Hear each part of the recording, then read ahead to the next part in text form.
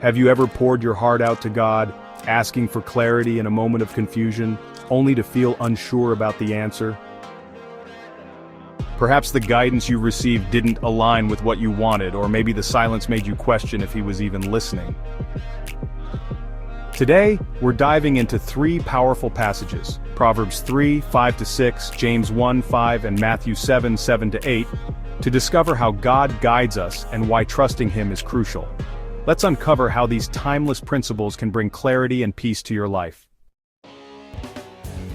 Proverbs 3, 5-6 says, "Trust in the Lord with all your heart, and lean not on your own understanding. In all your ways submit to him, and he will make your paths straight." But what does that look like in practice? The book of Proverbs is often seen as a treasure chest of wisdom. Proverbs 3, 5-6 reminds us that human understanding, no matter how advanced, is limited compared to God's infinite wisdom. Trusting the Lord means total surrender of our plans, stepping out of our comfort zone and aligning our actions with his word. Imagine standing at a crossroads between two job opportunities. Trusting God's wisdom means following his quiet nudge, even if it defies reason. Consider Joseph, sold into slavery. He trusted God's plan, and it ultimately led to him saving countless lives during a famine. Ask yourself, where in my life am I still leaning on my own understanding? What would it feel like to hand over that burden to God? Sarah left her high-paying job to start a nonprofit. Trusting God's call led her to a purpose beyond what she imagined.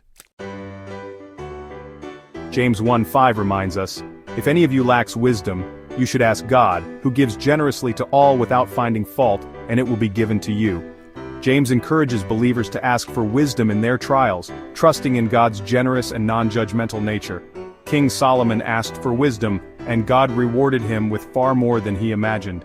Picture a single parent in financial crisis. Asking for God's wisdom means surrendering pride, praying, and listening for his response. God's wisdom often comes step by step through scripture, godly counsel, or peace in your heart. When was the last time you asked God for wisdom? Are you willing to admit you don't have all the answers? Michael faced a failed startup, but after praying for wisdom, he reached out to a mentor. That conversation led to a comeback he couldn't have envisioned. Jesus said, "Ask and it will be given to you. Seek and you will find.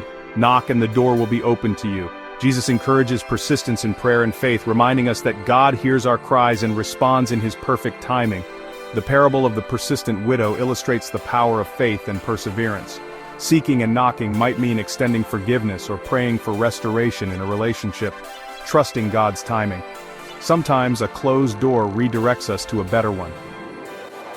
Are you willing to persevere in prayer even when it feels like nothing is happening?